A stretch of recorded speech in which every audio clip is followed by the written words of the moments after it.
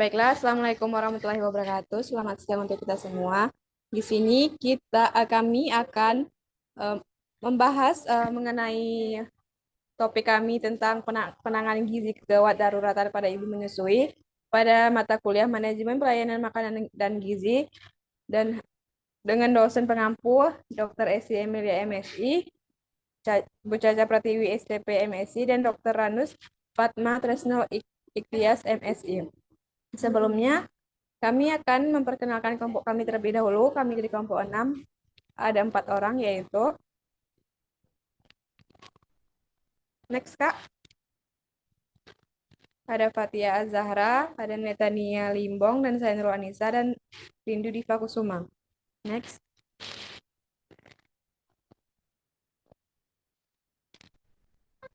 Yang pertama ada abstrak yang akan dijelaskan oleh Fatia. Kepada Fatia, disilahkan. Baik, abstrak.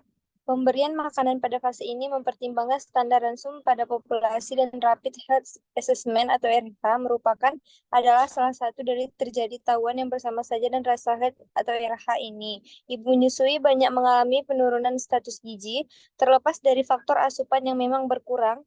Hal ini diperburuk dengan faktor stres yang meningkat pada saat bencana. Selama keadaan darurat gizi, terutama pada fase awal kedaruratan akan terjadi kelangkaan bantuan makanan. Hal ini bisa disebabkan oleh distribusi bantuan yang belum bisa berjalan, diberikan secara istimewa atau ditargetkan kepada orang-orang yang paling membutuhkan.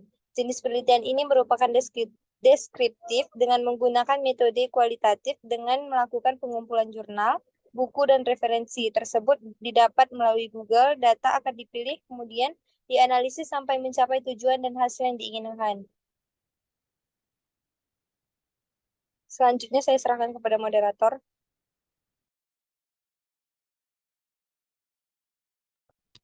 Selanjutnya ada pendahuluan yang akan dibacakan oleh Nita kepada Nita.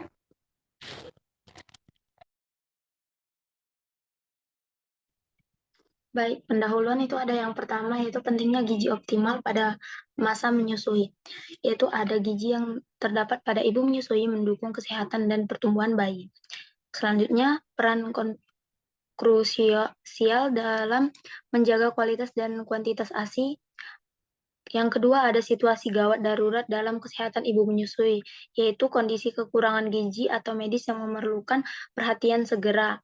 Kemudian dampak potensial terhadap produksi ASI, dan kesehatan bayi. Yang ketiga, tujuan penanganan gizi kegawatan daruratan, yaitu menjaga kesehatan ibu dan bayi seiring penanganan kondisi darurat dan memastikan keseimbangan antara nutrisi ibu dan produksi ASI.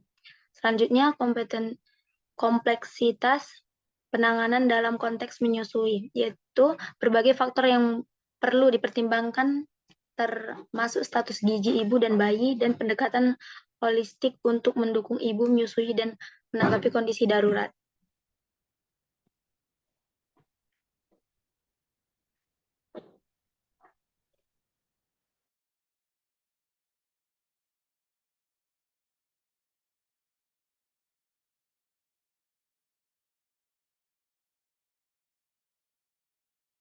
Oke, baik. Selanjutnya faktor-faktor yang mempengaruhi penanganan gizi yaitu kondisi kesehatan ibu, respon bayi terhadap ASI, dan faktor-faktor lainnya. Dan pentingnya kolaborasi antara profesional kesehatan dan ibu menyusui, kemudian integrasi aspek medis dan nutrisi, yaitu pemberian cairan intravena, suplemen gizi, dan nutrisi tambahan sesuai kebutuhan, dan konsultasi dengan tenaga medis dan ahli gizi untuk penanganan yang tepat. Kemudian pantauan kesehatan bayi, yaitu evaluasi pertumbuhan dan perkembangan bayi seiring penanganan gizi ibu dan asupan nutrisi bayi melalui ASI atau formula harus dipantau dengan cermat. Selanjutnya ada pentingnya dukungan kesehatan mental, yaitu pengaruh kondisi darurat terhadap kesehatan mental ibu menyusui dan dukungan psikologis sebagai bagian integral dari perawatan gizi. Kemudian yang terakhir, dasar ilmiah dan referensinya yaitu merinci panduan dan penelitian terkini terhadap dasar penanganan gizi dan mengintegrasikan bukti ilmiah untuk memandu praktik klinik dan perawatan yang efektif. Selanjutnya saya serahkan kepada moderator.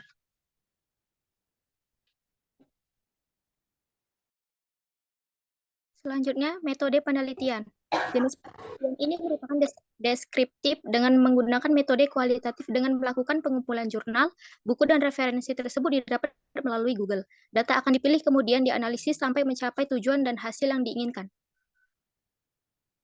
Selanjutnya, akan dilanjutkan oleh rekan saya.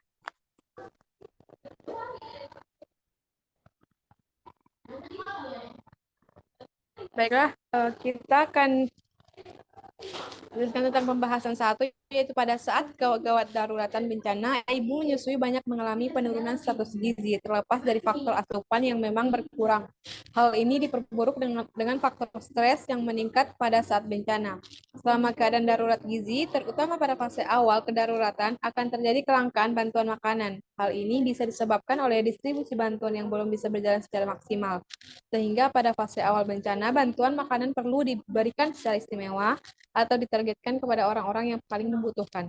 Program bantuan makanan harus direncanakan dan dilaksanakan berdasarkan penilaian nutrisi awal yang cepat, diikuti dengan survei sistematis dan pemantauan berkelanjutan tentang kondisi nutrisi yang tepat. Next.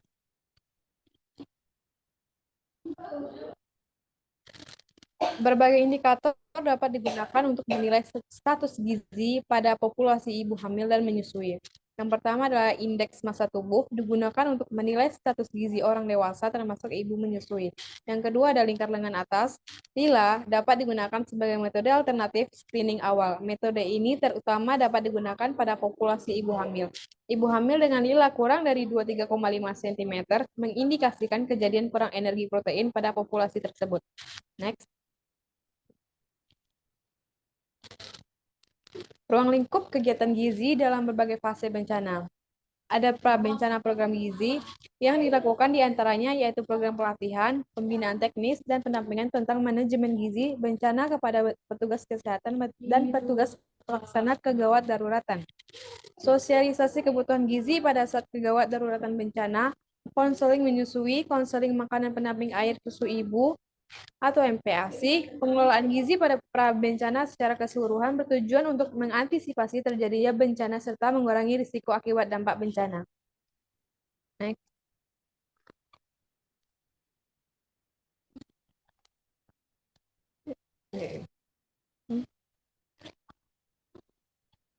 Ada fase 1 tahap darurat awal perencanaan awal, jumlah untuk energi digunakan dan disesuaikan dengan informasi yang tersedia di awal kedaruratan serta angka kebutuhan umum pada populasi.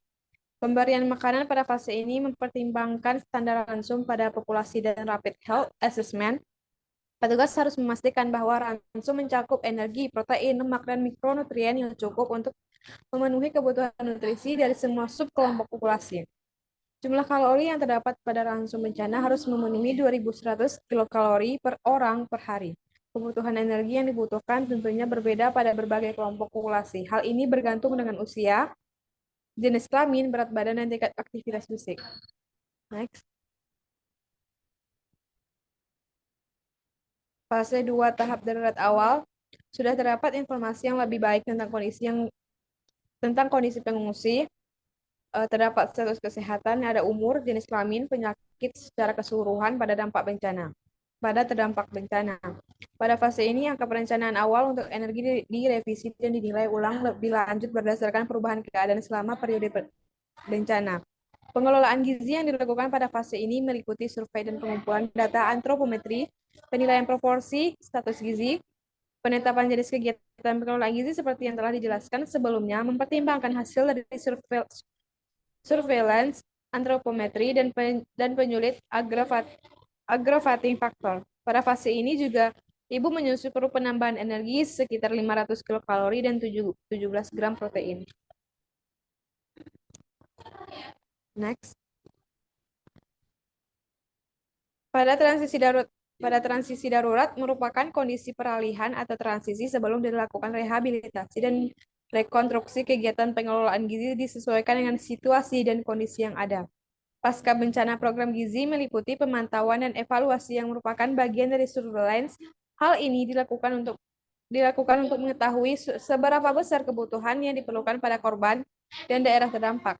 Kegiatan pembinaan gizi berkelanjutan dilakukan dengan berkoordinasi dengan kegiatan pelayanan kesehatan setempat. Hal ini merupakan upaya tidak lanjut dalam meningkatkan dan mempertahankan status gizi dan kesehatan pada korban terdampak bencana. Next. Kesimpulan, pada saat kegawat daruratan bencana, ibu menyusui banyak mengalami penurunan status gizi, terlepas dari faktor asupan yang memang berkurang. Hal ini diperburuk dengan faktor stres yang meningkat pada saat bencana.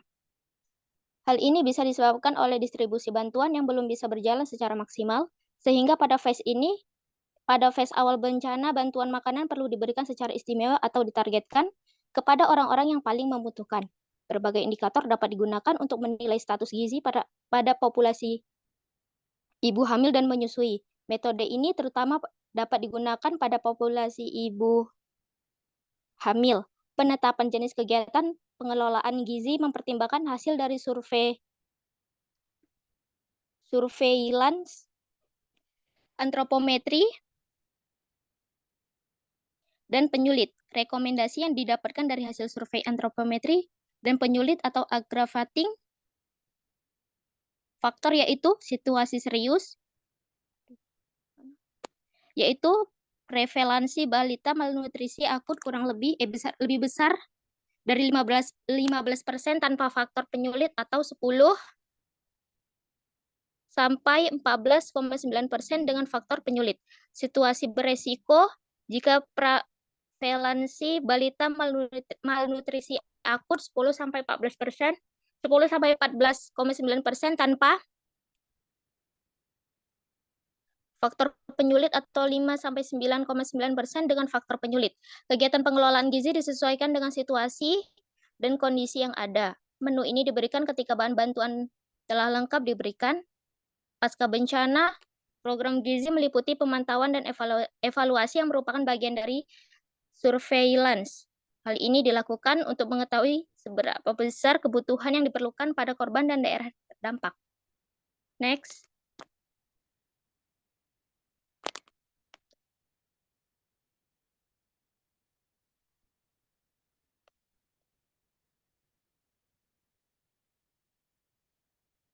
Saran, pada tahap perencanaan, anak seringkali mengalami kekurangan status gizi karena beberapa faktor seperti stres dan kurangnya akses terhadap makanan. Pada tahap awal, kebutuhan bantuan pangan cukup tinggi dan program harus menyasar mereka yang membutuhkan.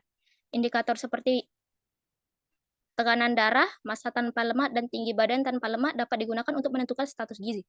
Rencana tersebut harus mencakup pelatihan, dukungan teknis, dan pemenuhan kebutuhan nutrisi. Rencana tersebut juga harus mempertimbangkan kebutuhan gizi penduduk dan menyediakan nutrisi yang tepat. Baik, saya kembalikan kepada moderator.